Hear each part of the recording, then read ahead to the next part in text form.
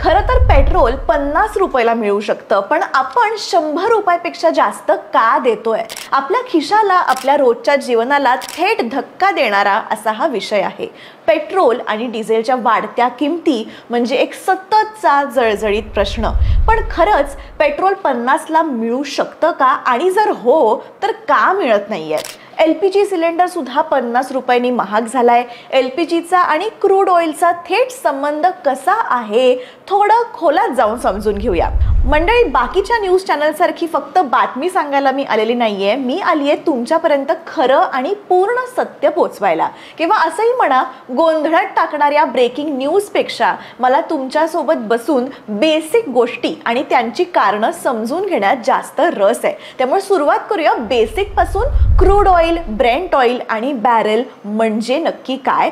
1 litre petrol नक्की कुठून आणि कसं बनतं? कारण हे कोणीच सांगत नाहीये आणि याच्यावर कोणीच बोलत सुद्धा नाहीये. क्रूड ऑइल म्हणजे नैसर्गिक रसायनांनी भरलेलं तेल जे पृथ्वीच्या आत खोल खणींमधून काढलं जातं. हे काळसर, चिकट आणि खूपच अशुद्ध असतं. आपण याला कच्चं तेल सुद्धा म्हणतो. या क्रूड ऑइलवर प्रक्रिया करूनच आपल्याला मिळतं पेट्रोल, डिझेल, गॅस आणि अगदी प्लास्टिक सुद्धा.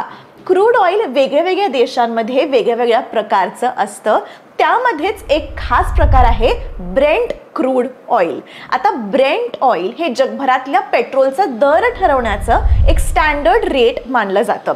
म्हणजे तुम्ही भारतात आलात तरी ब्रेंट ऑइलचा रेट कमी जास्त झाला की पेट्रोल महाग किंवा स्वस्त होतं. आता पर बॅरेल जे आपण ऐकतोय सगळीकडे म्हणजे काय? तर 1 बॅरेल म्हणजे 159 लिटर क्रूड ऑइल. म्हणजेच एका बॅरेलमध्ये जवळपास 159 लिटर तेल असतं. पण लक्षात ठेवा, हे पूर्ण काही पेट्रोल नसतं. क्रूड ऑइलवर जेव्हा प्रक्रिया केली जाते तेव्हा त्या 159 लिटरमधून मिळतं अंदाजे 70 ते 75 लिटर पेट्रोल आणि उरलेलं असतं डिझेल, गॅस आणि इतर पदार्थांमध्ये ते नंतर कन्वर्ट केलं जातं. मग आपण भरतो ते पेट्रोल म्हणजे काय? तुम्ही जेव्हा पंपावर 1 लिटर पेट्रोल भरता ते क्रूड ऑइल पासून बनवलेलं शुद्ध इंधन असतं. पण त्या 1 लिटरच्या मागे काय काय खर्च येतो?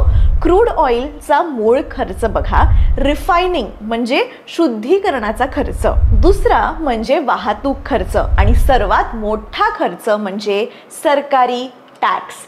थोडे आता आकडे समजून घेऊया. 2014 साली क्रूड ऑइल $105 प्रति बॅरल होतं. तेव्हा आपण पेट्रोलसाठी 70 रुपये द्यायचो आणि सध्या आंतरराष्ट्रीय बाजारात क्रूड ऑइलचा दर फक्त $61 ते $65 प्रति बॅरल आहे. आणि आज आपण पेट्रोलसाठी 100 पेक्षा जास्त रुपये देतोय. इतकं स्वस्त क्रूड ऑइल असून सुद्धा आपल्याला पेट्रोल महाग का विकलं जात आहे?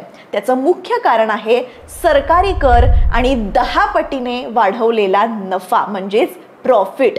पेट्रोल डिझेलच्या किमतीमध्ये फक्त तेलाचा खर्च नसतो, त्यावर केंद्र सरकारचं एक्साइज ड्युटी, राज्य सरकारचं वॅट आणि वरून डीलर कमिशन हे सगळं मिळून त्याचा दर गगनाला भिडतो.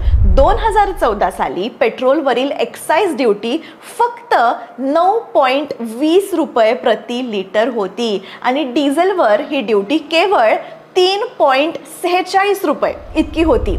2020 मध्ये म्हणजेच लॉकडाऊनच्या दरम्यान पेट्रोलवरील एक्साइज ड्युटी थेट 32.90 रुपयेपर्यंत देण्यात आली आणि हे डिझेलवर सुद्धा झालं. डिझेलवरची ड्युटी 31.80 रुपयेपर्यंत वाढवण्यात आली. नंतर 2022 मध्ये सरकारने थोडीशी सवलत दिली आणि सध्याची एक्साइज ड्युटी पेट्रोलसाठी सुमारे 19.90 रुपये आणि डिझेलसाठी 15.80 रुपये इतकी आहे. पण तरीही 2014ची तुम्ही रक्कम बघितली तर या रकमेपेक्षा म्हणजे आधीच्या ड्युटीपेक्षा दुपटीहून जास्त आहे. आणि आता केंद्र सरकारने अजून एक घोषणा केली आहे की LPG सिलेंडर 50 रुपयांनी महाग झालाय. यामध्ये सामान्य ग्राहकांसाठी दर आता 853 झालाय, तर उज्ज्वला योजनेतील लाभार्थ्यांसाठी 500 53. आता प्रश्न असा निर्माण होतोय, क्रूड ऑइलचा दर आंतरराष्ट्रीय बाजारात स्थिर आहे, काही प्रमाणात कमी सुद्धा झालाय, मग तरी सुद्धा हे सगळं आपण महाग का भरतोय? गॅस महाग का? सर्वात आधी हे पण समजून घ्या की LPG म्हणजे काय. LPG म्हणजे लिक्विफाईड पेट्रोलियम गॅस. ओके, जी मुख्यतः प्रोपेन आणि ब्युटेन या वायूंमधून बनते आणि ती क्रूड ऑइलच्या रिफायनिंग प्रक्रियेत मिळते. म्हणजे LPGचा आणि क्रूड ऑइलचा थेट संबंध आहे. पण एक अडचण आहे, भारत स्वतःचं पुरेसं LPG उत्पादन करत नाही. आपण सध्या लागणाऱ्या LPG पैकी जवळपास 60% गॅस आयात करतो. आता आयात करताना फक्त क्रूड ऑइलचा दर महत्त्वाचा नाहीये, सोबत येतात डॉलरच्या तुलनेत रुपयाची किंमत, वाहतूक खर्च, प्रोसेसिंग चार्जेस आणि सरकारचे टॅक्सेस.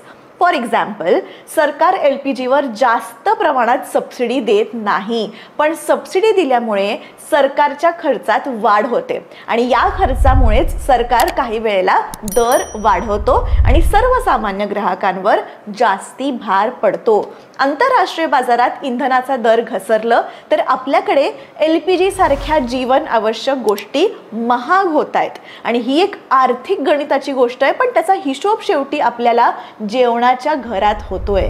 तुम्ही आणि मी प्रत्येक वेळी इंधन भरतो तेव्हा फक्त गाडी नाही तर सरकारचं खातंही भरतो. मग प्रश्न असा आहे की हे पैसे शेवटी जातात कुठे? जर या पैशांचा उपयोग खरंच जनतेच्या भल्यासाठी, चांगले रस्ते, दर्जेदार सरकारी हॉस्पिटल्स, शिक्षणासाठी आधुनिक सुविधा यात झाला असता तर अनेक जण म्हणाले असते ठीक आहे, देशासाठीच भरतोय. पण दुर्दैव म्हणजे आपण अजूनही खड्ड्यातच अडकतोय. गावांमध्ये अजूनही शाळा बंद पडतायत, सरकारी रुग्णालयात अजूनही औषधं नाही आहेत. या सगळ्याचा सर्वात मोठा फटका तो बसतो आपल्यासारख्या सामान्य माणसाला, ट्रक ड्रायव्हर्सना, शेतकरींना जो पंपासाठी डिझेलवर अवलंबून असतो, टॅक्सीवाले, रिक्षावाले ज्यांचं रोजचं उत्पन्न घटतं आणि आपल्यासारखे सामान्य नोकरदार ज्यांचा महिना अजून संपलेला नसतो पण पगार त्या आधीच संपलेला असतो. सरकारचं महसूल मिळवणं चूक अजिबातच नाहीये, पण जनतेचा खिसा हलवून जर सरकार नफा कमवत असेल तर लोक विचारणारच आहेत की हा पैसा खरंच कोणासाठी. म्हणून प्रश्न फक्त इतकाच की देश चालवण्यासाठी जनतेवर भार टाकणं कितपत योग्य. तुमचं मत काय आहे मला कमेंट करून जरूर सांगा. आणि हो, अगदी बेसिक पासून सोप्या भाषेत तुम्हाला इंग्रजी शिकायचं असेल तर माझे इंग्लिश कोर्सेस आहेत. Step by step lesson wise Marathi भाषेतून मी शिकवलेलं आहे. त्याची सगळी माहिती आणि लिंक खाली डिस्क्रिप्शनमध्ये दिलेली आहे.